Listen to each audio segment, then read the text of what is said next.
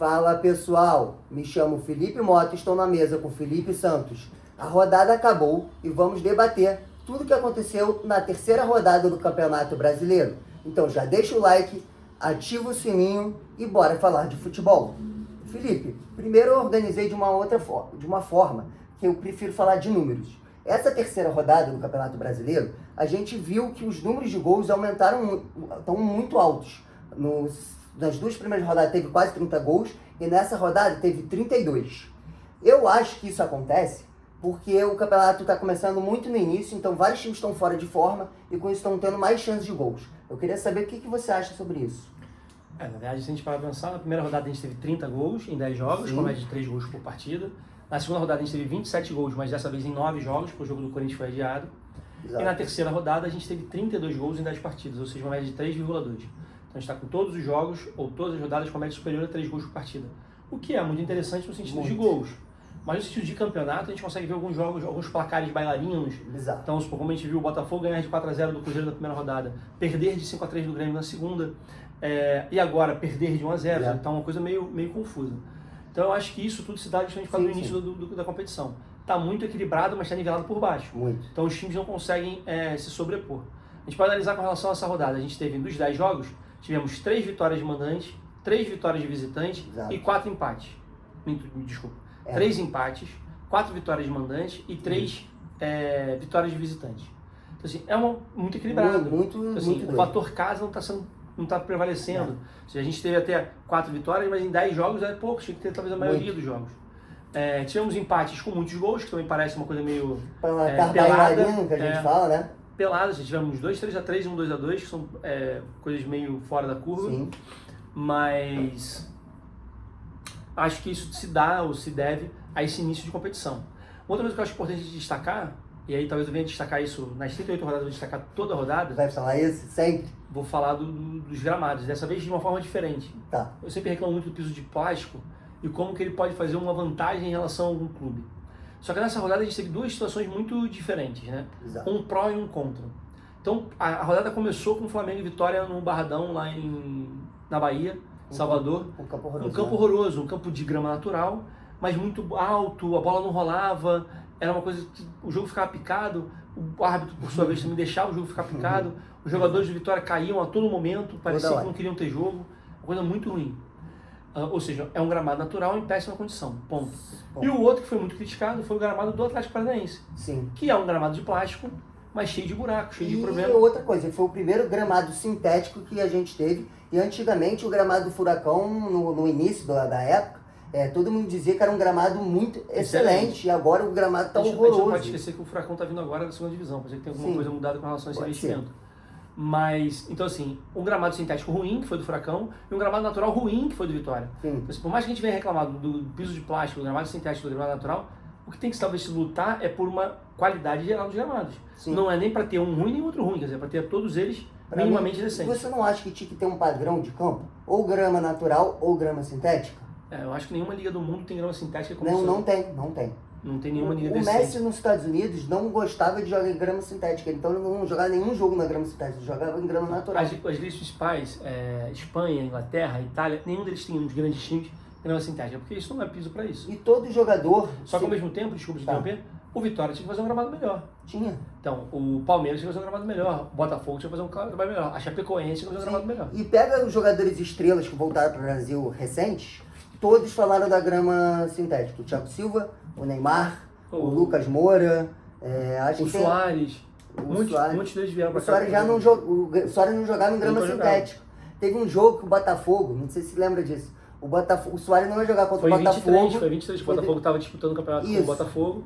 E aí o Soares, se fosse no gramado do Botafogo, o Soares não ia jogar. Só que aí teve um show. Tinha show no Engenhão, o Botafogo transferiu o jogo para São Januário, o Soares veio e acabou com o jogo. O Soares jogava muito. Mas acho que em relação à rodada, é isso que a gente tem aí de... Sim. E os destaques, o que você acha? Pra mim, o destaque, posso falar qual é o meu destaque? Tenho 2.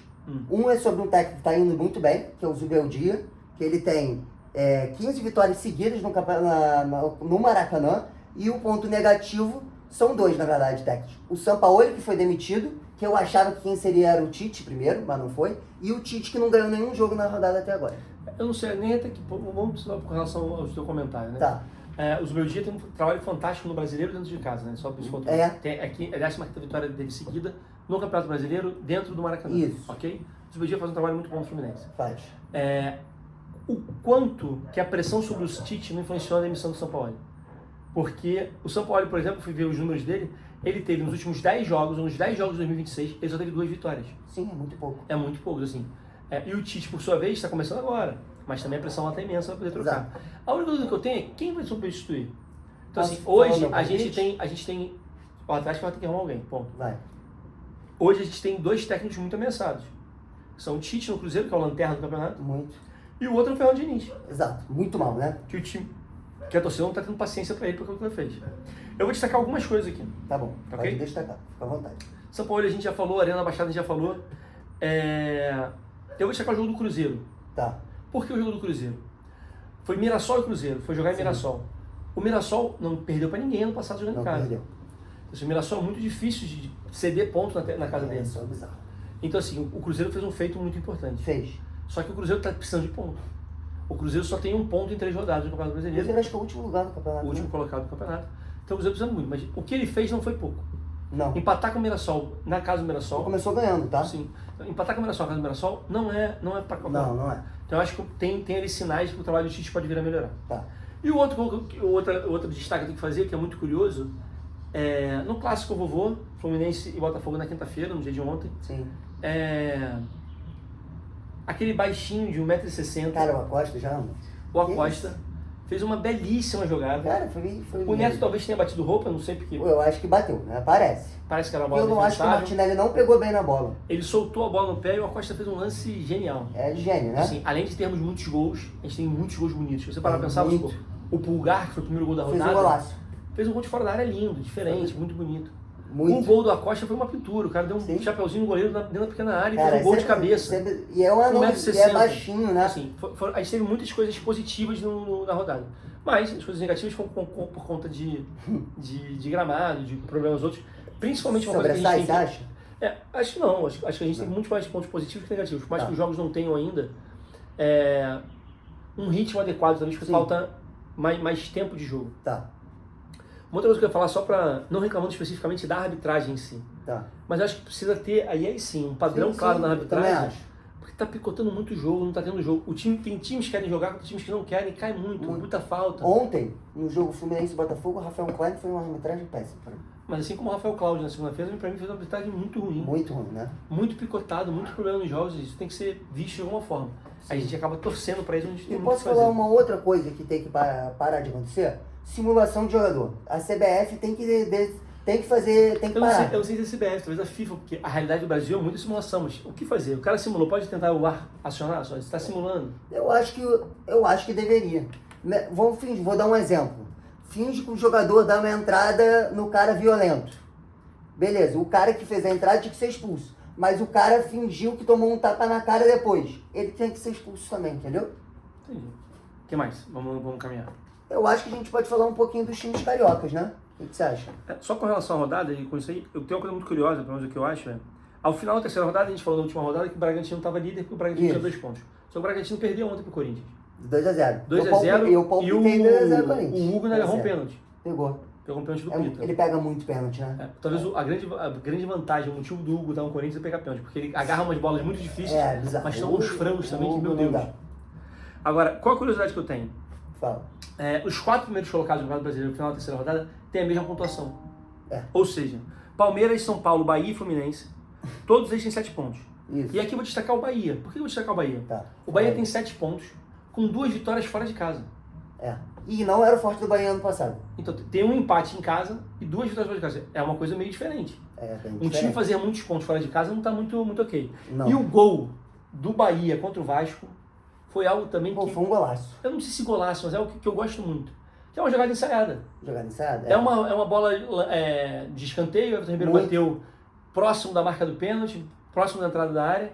O Luciano Juba já chega chutando. Mas tem um erro do Vasco nesse lance. Não, erro vários. O Vasco não pode tomar um gol desse. O Vasco deixou o cara livre pra finalizar do jeito que O Vasco quisesse. não pode tomar um gol desse, ponto. Mas agora mérito do Bahia, que fez uma jogada Não, ensaiada claro. e conseguiu fazer uma bela jogada. Então assim, eu acho que desses 4 que estão liderando, ou seja, Palmeiras tá lá, que é o local dele.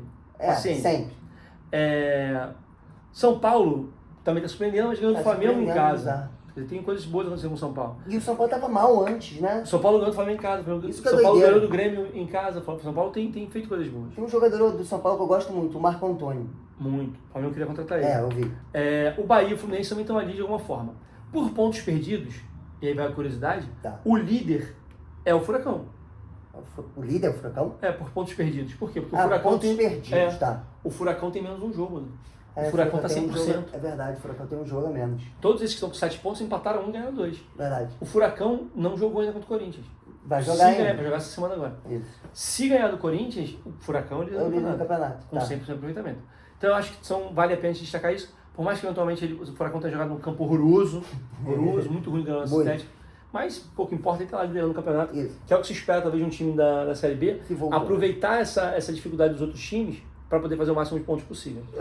Antes de falar do voltar no Carioca, eu queria destacar um time. Eu acho que tá fazendo um negócio interessante. A Chape. Pode ser. Mas a Chape é a mesma coisa, jogou 2 vezes em casa Isso. pode ser diferente. Tá jogando um gramado de sintético, um gramado sintético novo, então mais novo do que o do Atlético Paranaense. Tem algumas coisas a serem pensadas, mas a Chape de fato, eu só acho que a Chape tá fazendo muito gol, muito doideira, né? Muita doideira. Não consigo ver isso a longo prazo como sendo acho eficiente. que briga pra cair fácil. Vamos lá falar agora sobre... Quer falar um pouquinho mais dos cariocas, não? Cariocas, isso. Eu acho que a gente pode... A gente já destacou que o Fluminense está indo muito bem. É o segundo clássico que ele ganha do Botafogo. E o Botafogo já teve alguns jogadores expulsos, né? O ritmo lá do Botafogo tá um pouco complexo. Né? Tá Na última rodada do Campeonato Carioca, o Alan foi expulso do banco, nem entrou pra jogar. Foi ridículo. Não sei se ele queria pular carnaval, não queria jogar no domingo de carnaval, porque vai ser o próximo jogo do Botafogo no Carioca. Mas tem uma coisa acontecendo. Ou o técnico tá botando eles muito pilhados, ou eles estão ficando muito frouxos, estão fazendo bobagem. Sim. Mas é o segundo clássico que o Botafogo tem expulso. Ou o terceiro, se a gente colocar, porque contra o... Foi contra o Vasco, né? Que o Alan expulso tem mais alguém, é isso? Isso eu não tenho certeza. Depois a gente confirma isso direitinho, mas acho que tem alguns jogadores expulsos que não precisavam ser expulsos. Vitória e Flamengo. O Flamengo jogou mal. Jogou mal de novo, como tem jogado mal. Aí o técnico botou no gramado, e isso a gente pode compreender, porque de fato era visível que o gramado estava ruim. Mas é ruim pros dois, né? Mas o Flamengo jogou mal e venceu. Isso é que importa no final das contas. Sim, claro. Agora, não vai ser, é muito mais fácil ganhar jogando bem do que jogando mal. Então assim, o Flamengo precisa melhorar. Ponto. Sim. Eu acredito que o time que vai jogar no próximo domingo contra o Botafogo seja um time completamente de reserva.